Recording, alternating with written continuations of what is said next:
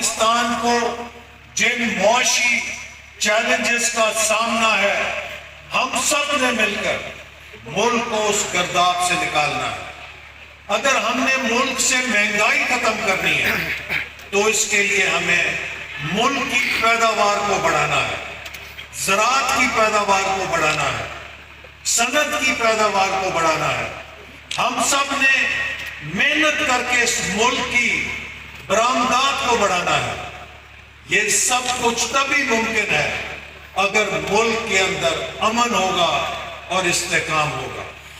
جو جماعت ملک کے اندر امن اور استحکام کی دشمن ہوگی وہ پاکستان کے دشمنوں کی اعلی کار ہوگی۔ ابھی آپ نے دیکھا کہ عمران خان نے کہا کہ میں IMF کو خط لکھوں گا اور اس خط میں کہوں گا کہ آپ پاکستان کی امداد نہ کریں۔ یہ دوسری دفعہ ہے کہ PTI نے پاکستان کے عالمی مالیاتی اداروں سے جو اس کو پیسہ حاصل ہونا ہے اسے رکوانے کی کوشش کی ہے۔ یہ کام آج پاکستان کے دشمن تو سوچ سکتے ہیں، لیکن کوئی پاکستان کا دوست یہ نہیں سوچ سکتا کہ وہ پاکستان کی امداد کو رکوانے کی کوشش کرے۔ یہ اس بات کا ثبوت ہے کہ PTI کا ایجنڈا پاکستان نہیں ہے، عمران خان کا ایجنڈا پاکستان نہیں ہے، اس کا ایجنڈا صرف اس کی ذات ہے۔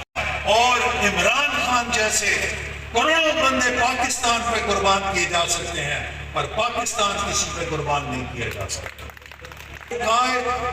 نواز شریف کا جو مشن ہے کہ ہم نے پاکستان کو دنیا کی صف اول کی معیشت بنانا ہے، ہم انشاءاللہ تعالی سب مل کر اس کے لیے کام کریں گے اور پاکستان کو دوبارہ اپنے پیروں پہ کھڑا کر کے اس کشکول کو توڑیں گے جو عمران خان پاکستان کے ہاتھ میں پکڑا گیا۔